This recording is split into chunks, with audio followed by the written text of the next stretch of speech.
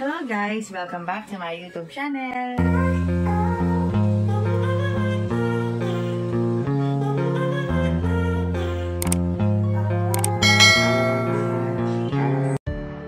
Maraming naantig sa reaksyon ni Faith Nisperos. Sobrang overwhelming daw ang naramdaman niya nung pinasok siya sa first six. Napakasarap daw sa pakiramdam na nasali siya sa Alas Pilipinas. Lalo na ang mga teammates niya ay sobrang mababait. Ramdam niya talaga na mahal siya ng mga tao, kaya hindi niya maiwasang maiyak. Pati nga si Kim Chiu ay napatwit sa emosyon niyang ito. Iba daw kasi ang pagiging leadership ni Gia. Kaya sobrang na-touch din si Kim Chiu kay Faith Nisperos dahil nasabi ni Faith, isa daw si Gia sa nagpapalakas ng loob sa kanya. Nagka-moment pa sila na niyakap nila ang isa't isa at mangiyak-ngiyak si Faith.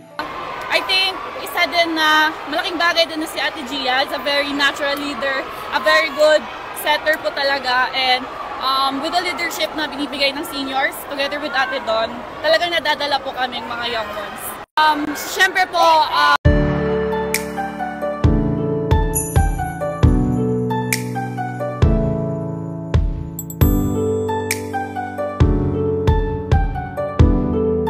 I do everything naman po with every chance na I can get. Kaya nung pinasok po ako, all I can think is para sa teammates ko, para sa coaches ko, para sa bayan yung laban na to.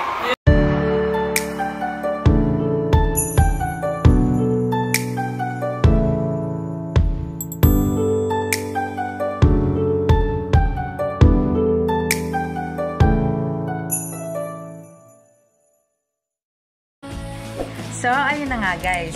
Kung nagustuhan mo ang video nito, huwag mo naman sanang kalimutang mag-like at mag-subscribe. At pakipindutin mo na din ang notification bell para lagi kang updated sa aking mga videos. Thank you! Bye!